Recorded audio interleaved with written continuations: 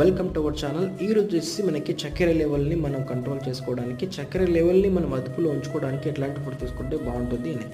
Disclaimer ఏంటంటే ఇది only awareness గురించి, ఇది ఎట్లాంటి మెడికల్ క్లెయిమ్ చేయడానికి కాదు. సో ఫస్ట్ ఆఫ్ ఆల్ మీరు తీసుకునే ఫుడ్లో ఫస్ట్ ఈ చక్కెర లెవెల్ని కంట్రోల్ చేసుకోవాలంటే ఫస్ట్ మీరు వెయిట్ కంట్రోల్ చేసుకోవడం చాలా ఇంపార్టెంట్ అనమాట. ఫస్ట్. సెకండ్ వచ్చేసి మన బాడీలో ఫ్యాట్ పర్సంటేజ్ ఇంక్రీజ్ కాకుండా చూసుకోవాలి.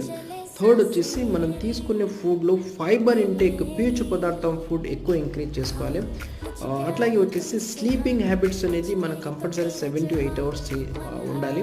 అట్లాగే మీరు తీసుకునే వాటర్ ఇంటేక్ కూడా బ్యాలెన్స్ చేసుకోవాలి. అట్ ఎవరీ 20 kgsకి 1 లీటర్, 80 kgs ఉంటే ఒక 4 to 5 liters అట్లా తీసుకోవాలి.